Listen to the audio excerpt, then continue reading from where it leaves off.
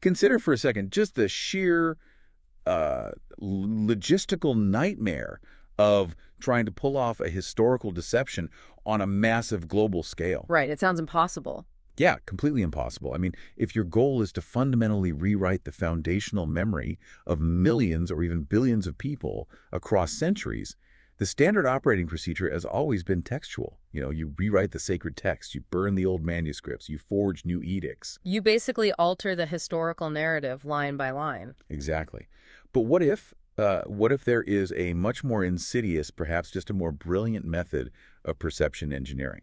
What if the ultimate deception wasn't about changing a single syllable in a highly guarded text, but instead it involved physically relocating the geographic center where those words were supposedly spoken? Which is just a staggering proposition to even consider. I mean, you are essentially leaving the script completely intact, but you're picking up the entire stage, the actors, the props, the whole historical backdrop, and just moving them thousands of miles away. It's wild. It really is. It completely shifts the entire paradigm of how we verify historical events. And that framework, that exact concept, is the central mission of our deep dive today.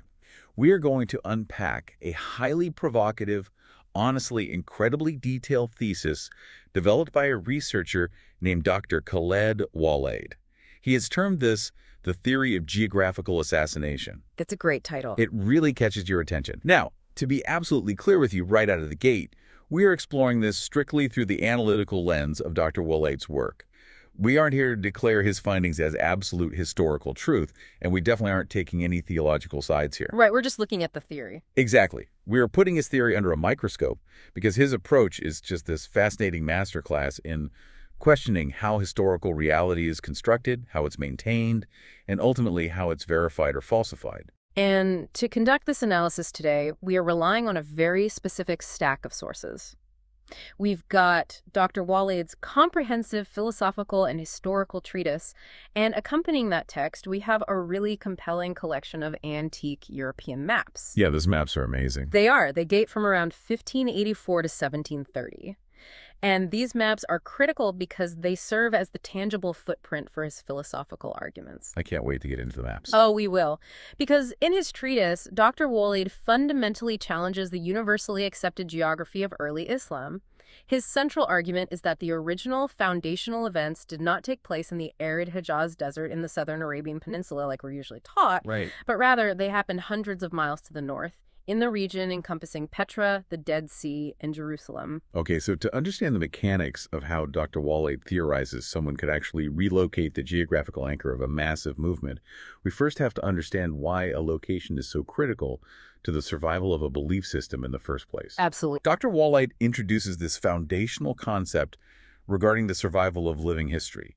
He basically argues that for a religion to survive and not just dissolve into, localized mythology, it requires three non-negotiable pillars. The three pillars. Right. A text, a verifiable location, and a witnessing community. And if we look at how Dr. Waleed applies this three-pillar model historically, the necessity of the location becomes just glaringly apparent.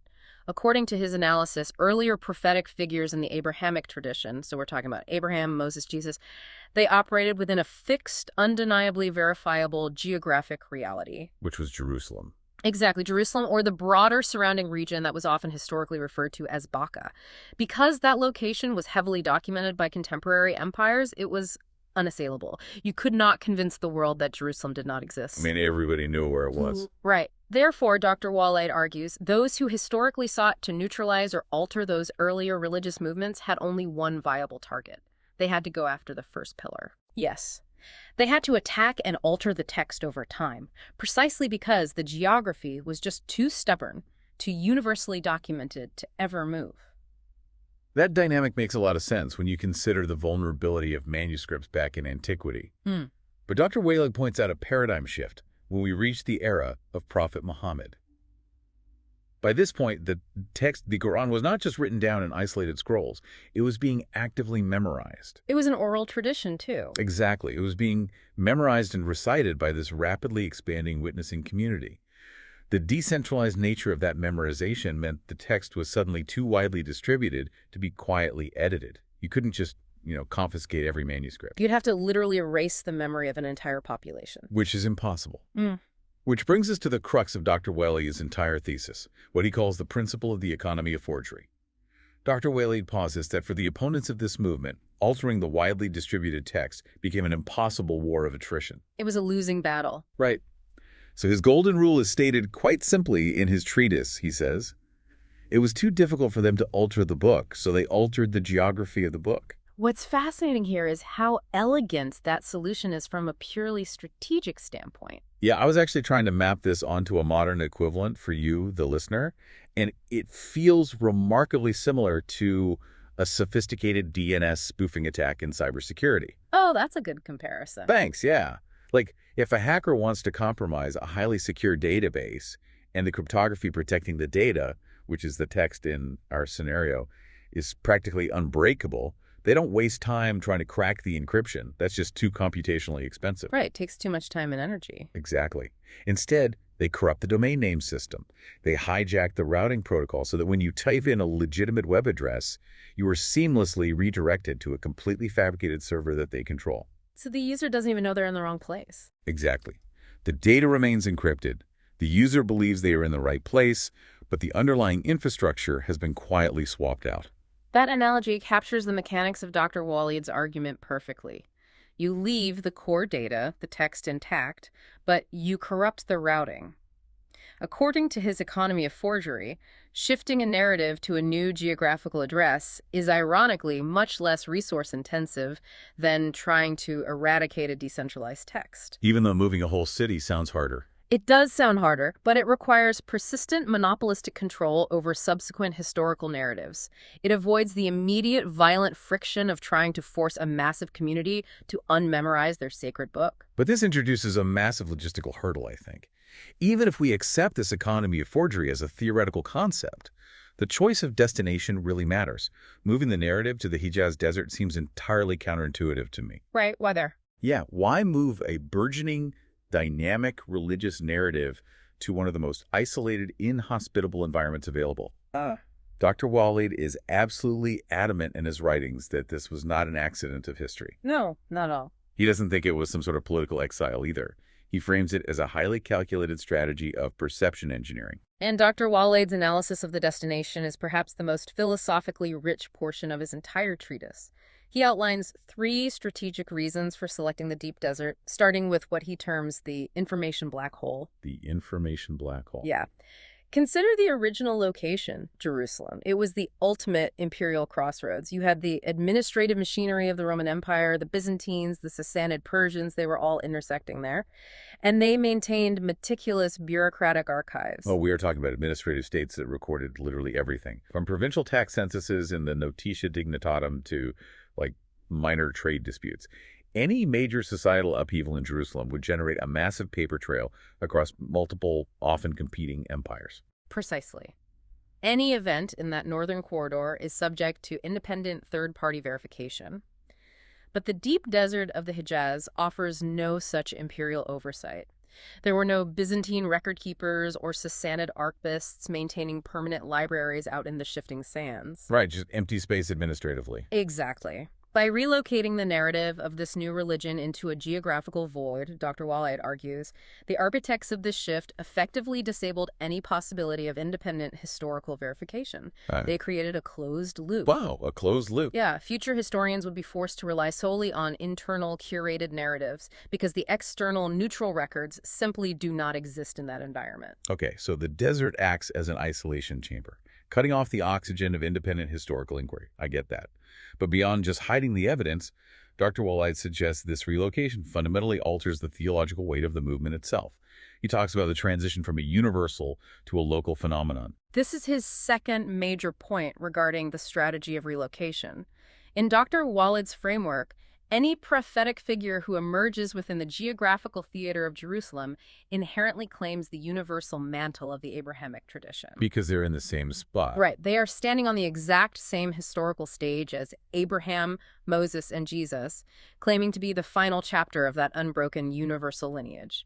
And that presents a huge existential threat to whatever religious or political establishment currently controls that center. Because claiming that specific real estate is basically synonymous with claiming ultimate religious authority. You aren't just starting a new movement, You were overriding the old one on its home turf. According to Dr. Waleed, yes, exactly. However, if you can successfully engineer a perception that this prophet's entire narrative actually unfolded in a distant, isolated desert, you fundamentally downgrade his categorization.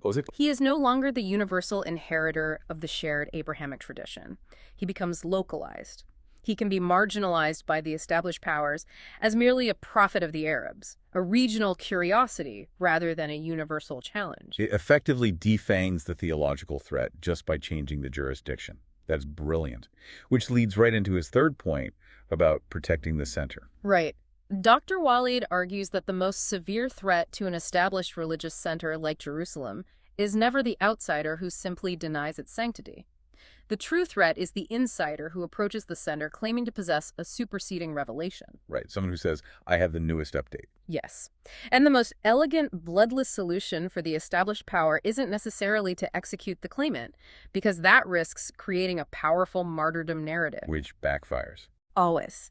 The solution is geographical relocation.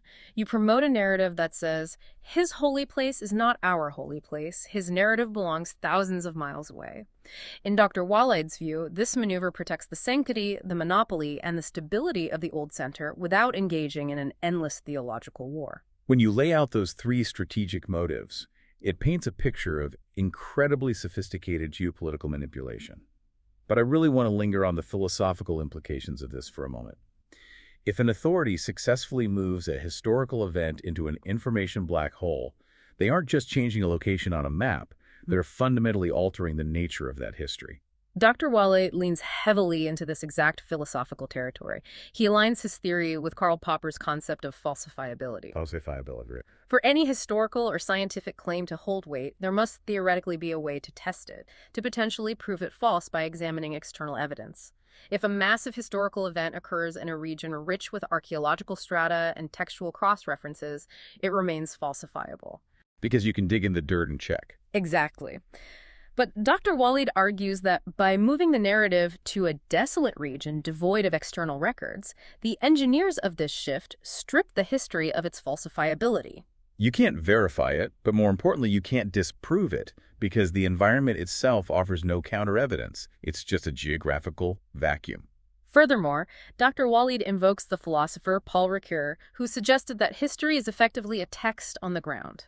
The physical topography, the ruins, the climate, they are intrinsic components of historical truth. A text on the ground, I love that. It's a beautiful way to phrase it. Dr. Waleed's profound assertion here is that when you sever a text from its true, verifiable geography, that text loses its anchor in reality. It shifts categorically from verifiable history into the realm of infinite floating myth. A text without a geography is really just a story. But, okay, if we operate within Dr. Waleed's framework and assume this level of perception engineering was actually attempted, I have to push back on the sheer mechanics of it. Go for it. How do you successfully spoof the geographic memory of an entire civilization? It's one thing to forge a map in some royal court behind closed doors. It is entirely another to convince generations of regular people that their spiritual compass needs to point 1,500 kilometers south. It is the most significant hurdle for his theory, absolutely. And Dr. Waleed attempts to clear it not by pointing to a specific conspiracy date, but by deconstructing the traditional narrative using its own internal logic. Okay. And he uses the linguistic nuances of the Quran itself.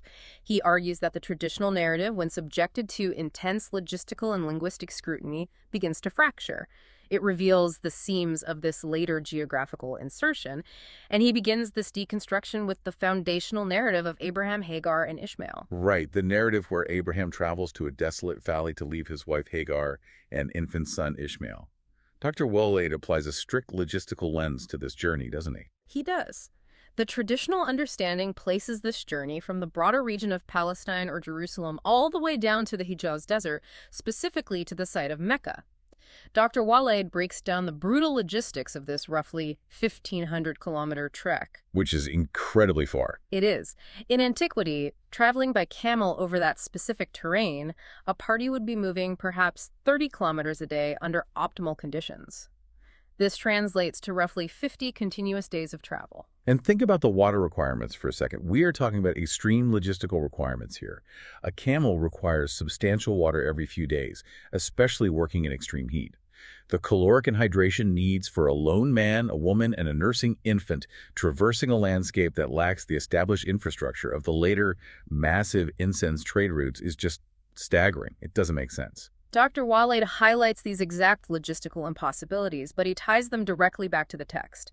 His argument is that the Quran repeatedly and emphatically characterizes Abraham as a figure of supreme mercy, rationality, and compassion. Okay, I see where this is going. Dr. Waleed contends that it is morally and logically incongruous with the text's own characterization to suggest this merciful patriarch would subject his family to a grueling 50-day death march into an uninhabitable wasteland, completely devoid of agricultural or commercial viability, solely to abandon them. So he uses the text's internal psychological profile of Abraham to invalidate the external geographical claim. That's fascinating. He argues the logistics of that southern desert journey betray it as a later narrative insertion. In his framework, the southern desert narrative was retroactively inserted to conceptually and geographically isolate the lineage of Ishmael from the rest of the Abrahamic tradition firmly rooted in the northern Levant. That logistical argument definitely sets the stage, but his linguistic analysis of the Quran is where his thesis really gains traction for me. He zeroes in on two specific words that modern interpretations often treat as completely synonymous, Baka and Mecca.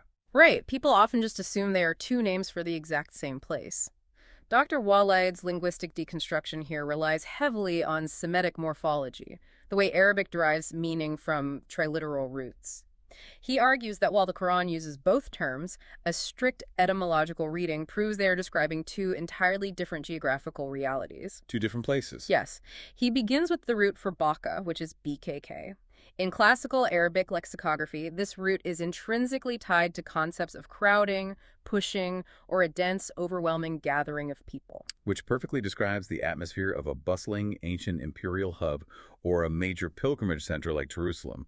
It implies density and a sustained human presence. Exactly. And Dr. Waleed points out that when the Quran explicitly mentions Baka, such as in Surah Al-Imran verses 96 and 97, it employs monumental, enduring language.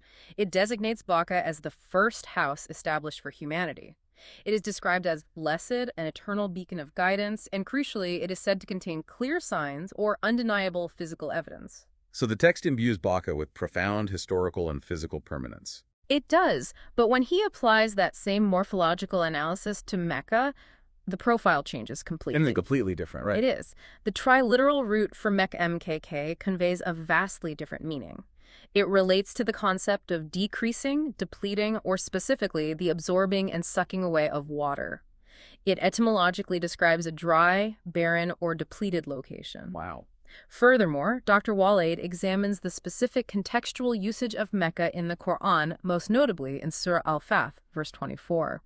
Here, the grand eternal language used for Baka is entirely absent. The text simply refers to the valley of Mecca, and it does so exclusively within the context of a specific, temporary military skirmish or conflict. The implication there is massive. Dr. Waleed is arguing that the Quran itself structurally differentiates the two. Baka is the eternal, crowded, central sanctuary. Mecca is a specific, depleted valley where a distinct historical event occurred. By treating them as synonyms for the same southern city, he argues later interpreters fundamentally flatten the geography of the text. That flattening of geography is central to his thesis, and it serves as the foundation for his most provocative textual argument regarding the Qibla, the direction of prayer. Oh, this is a major friction point, because the widely accepted historical narrative states that the early Muslim community initially prayed facing Jerusalem, and then, following a divine command, the Qibla was shifted permanently south toward the Kaaba in Mecca in the Hijaz. Right, that's the standard story. But Dr. Waleed challenges this sequence entirely, relying on a meticulous reading of the Qibla verses, specifically Al-Baqarah 142 through 144. He argues that the Qibla only changed one time in the history of the movement, and the geographical trajectory was the exact inverse of the traditional narrative. Wait, the inverse. If the trajectory is inverted, where does he establish this starting point?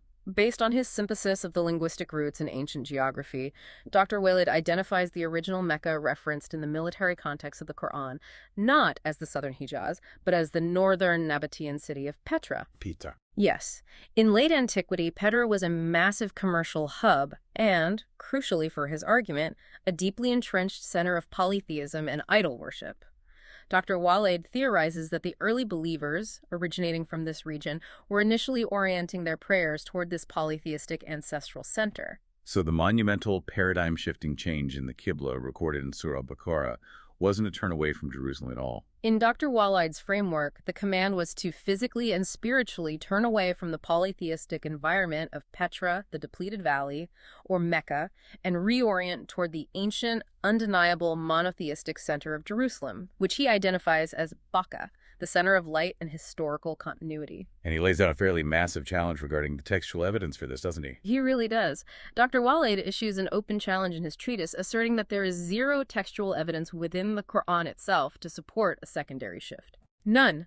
He argues that nowhere in the primary text is there a command to shift the Qibla back down to a southern desert location. According to his reading, the compass needle swung to the northern center of Jerusalem and remained there, and the concept of a southern Qibla is entirely a product of post-Quranic narrative engineering designed to complete the geographical assassination. Okay, this textual and linguistic deconstruction is fascinating, but a theory this sweeping requires external validation, right? If a city in the Deep South was truly the epicenter of a massive ancient religious continuity and a bustling global trade hub, it should have left an undeniable footprint. A massive footprint. Yeah, which brings us to what I find to be the most compelling pillar of Dr. Waleed's argument, the absolute deafening archaeological and historical silence of the ancient world regarding a southern Mecca. Dr. Waleed compiles a staggering amount of negative evidence here. He systematically reviews the administrative and geographical records of every major empire that operated in or interacted with the Arabian Peninsula over thousands of years. And he starts way back with the Egyptians. He begins chronologically with the Egyptians, yes. We have highly detailed Egyptian records, such as those detailing expeditions to the land of Punt or trade with regions as far south as modern-day Yemen, dating back to the 14th century BCE. So they were definitely traveling through the area. Constantly. These records meticulously document trade hubs and local powers, yet they contain absolutely no mention of a major sanctuary or commercial center matching the description of Mecca in the Hijaz. And as we move forward in time, the silence only becomes more problematic. The Greeks were the pioneers of systematic geography. They didn't just guess, they mapped things out. Indeed. Dr. Waleed references Herodotus in the 5th century BCE, who documented the peripheries of the known world, including Arabia. He highlights Eratosthenes in the 2nd century BCE, a scholar who literally calculated the circumference of the Earth and mapped the Red Sea coast and inland caravan routes with unprecedented detail. And the other of them mentioned it. Neither of these foundational geographers records a city named Mecca in the southern desert. But the true test of this silence has to be the Romans. I mean, the Roman Empire did not deal in mythology when it came to administration. They dealt in taxation, military logistics, and precise provincial mapping. If you were trading, they knew about you. The Roman evidentiary void is the cornerstone of Dr. Waleed's external argument. He points to the expedition of the Roman prefect Aelius Gallus around 25 to 24 BCE, extensively documented by the geographer Strabo. Oh, I've heard of this expedition. It was massive. Huge. Gallus marched tens of thousands of Roman legions down the western coast of Arabia, deep into modern-day Yemen. They passed directly through the region where the Hijaz Mecca is located. Directly through it? Yes. Strabo's account details the tribes they encountered, the water sources, the terrain, and the settlements. There is no mention of a bustling, ancient metropolis called Mecca. Furthermore, Dr. Waleed cites Pliny the Elder's massive Naturalis Historia in the 1st century CE and the comprehensive geographical works of Claudius Ptolemy in the 2nd century CE. Ptolemy is a big one. Very big. These surveyors documented minor oases, nomadic tribes, and tiny outposts across the peninsula. The sheer density of their data makes the omission of a massive global trade hub inexplicable. Now, a skeptic might argue that absence of evidence is not strictly evidence of absence. Perhaps it was just a smaller settlement, maybe it lacked the grand architecture that would draw Roman attention, and thus it simply slipped through the cracks of imperial record-keeping. Dr. Waleed anticipates that exact counterargument, and he addresses it by highlighting the fundamental contradiction it creates. You cannot simultaneously claim that a city was the first house of humanity, the site of continuous massive annual pilgrimage since the era of Abraham, and a vital, bustling hub of global trade connecting the Byzantine and Sassanid empires, while also claiming it was so insignificant that every major civilization surrounding it just forgot to write down its name. Right, you can't have it both ways. Exactly. It is historically and statistically impossible for a global hub of that magnitude to evade the notice of Egyptian traders, Greek cartographers, and Roman tax collectors simultaneously. It would be like an exhaustive history of 19th century American commerce, completely failing to mention New York City. That's a great way to put it. The surrounding context demands its presence. It has to be there. Exactly. And Dr. Waleed strengthens this point by contrasting the silence with the rich epigraphic and archaeological record of other ancient Arabian cities. If you look at locations like Taima, Dedan, Yathrib, and certainly Petra, the desert is actually alive with history. There's tons of stuff out there. There are thousands of Nabatean, Lahainite, and Thamudic inscriptions carved into the rock. There are well-documented ruins and continuous references in external imperial archives dating back centuries before the Common Era. These cities undeniably existed within the historical fabric. The complete absence of comparable evidence for a southern Mecca forms the bedrock of Dr. Waleed's assertion that it simply was not the geographic center of the narrative during antiquity. So we have a compelling theory built on logistical anomalies, linguistic root structures, and a massive void in the archaeological record. But Dr. Waleed doesn't ask us to rely solely on the negative space.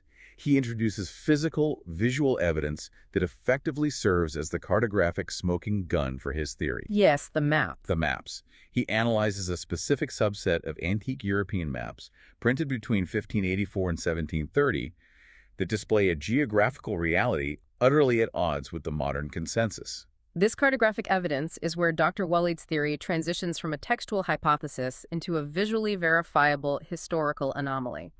He presents 5 distinct European maps, and what they reveal is a fascinating persistence of ancient data that contradicts the dominant religious narrative at the time they were printed.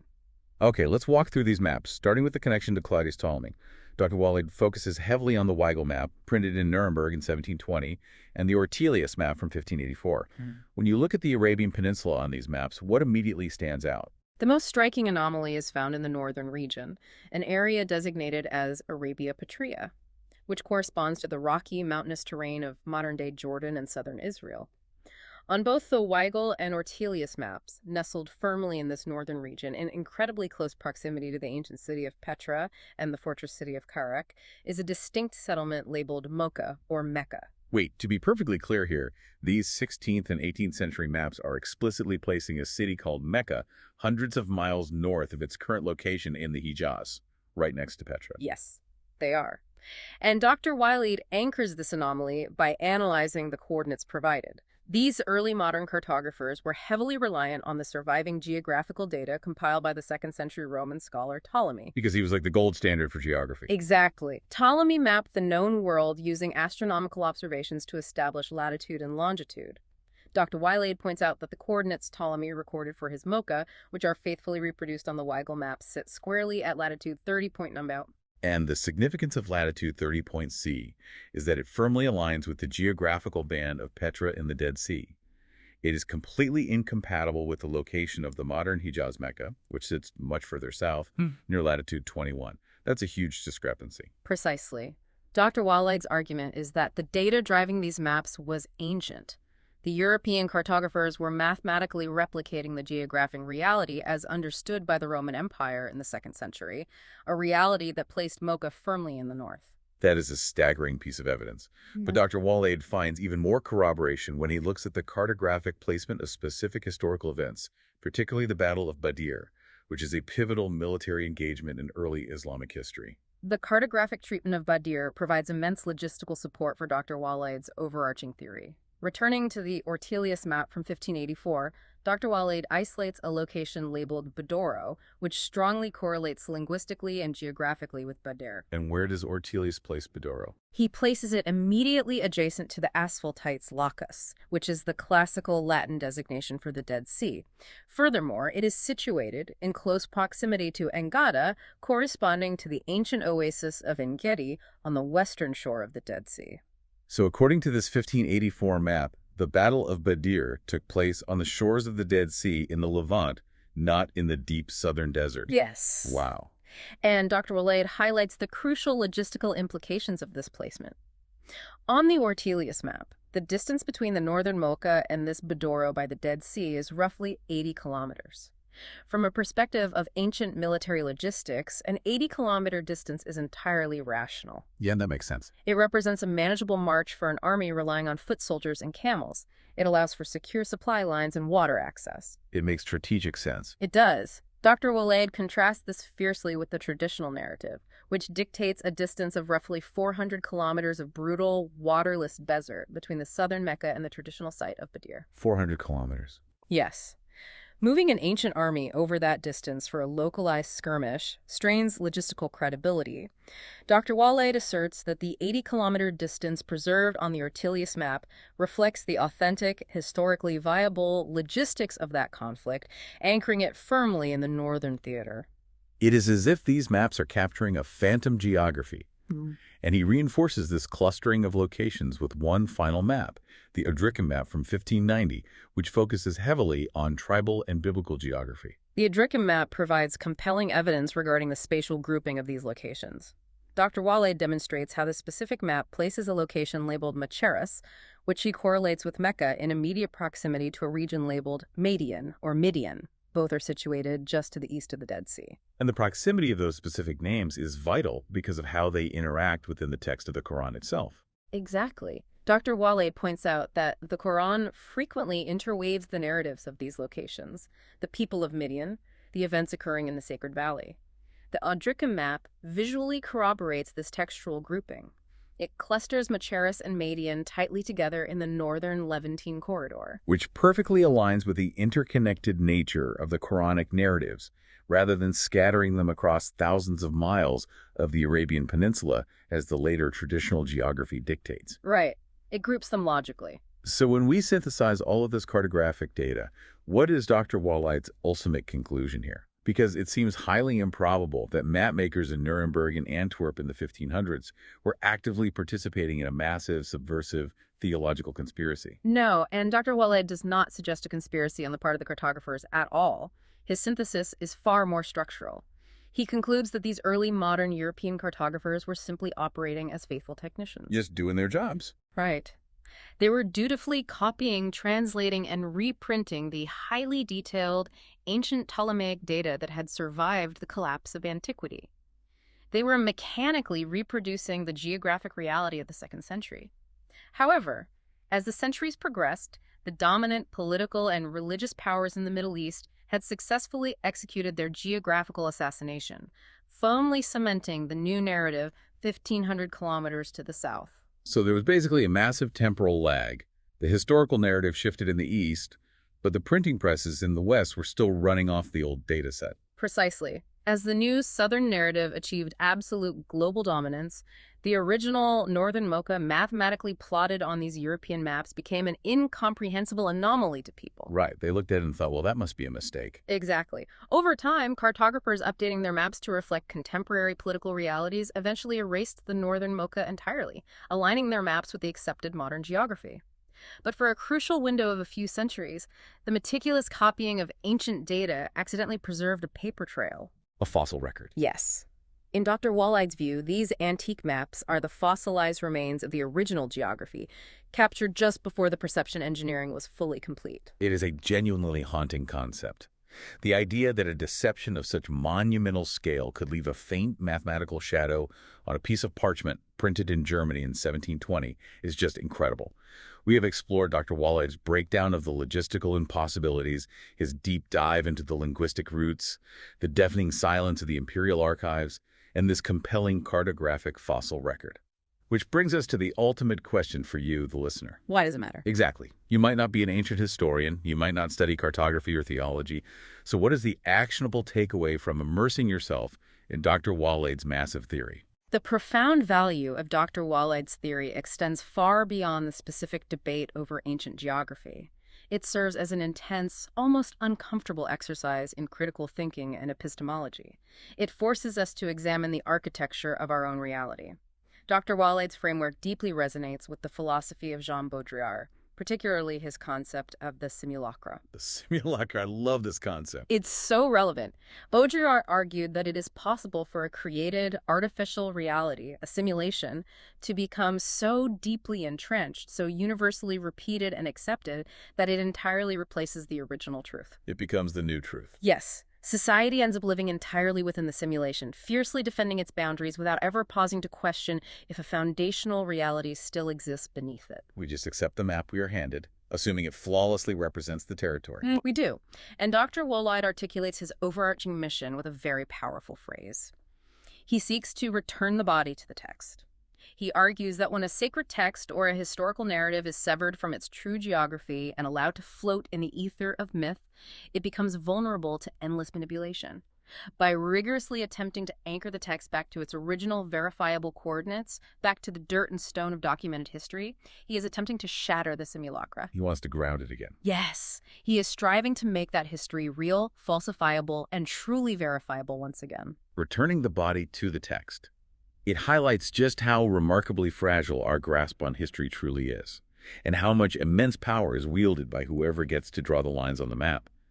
Which leaves me with a final, slightly unsettling thought for you to carry with you today. If we entertain Dr. Waleed's theory, if we accept the premise that an empire possessed the capability and the audacity to successfully cleanly relocate the sacred geography of an entire civilization by 1,000 miles, doing so without leaving a trace of the struggle in the popular consciousness, what other undeniable truths resting on our modern maps might actually be the lingering ghosts of ancient perception engineering? What other foundational realities do we accept as absolute truth simply because someone, 1,000 years ago, quietly decided to point our compass in a different direction? This has been a deep dive into the theory of geographical assassination. Keep questioning the map. We'll catch you on the next one.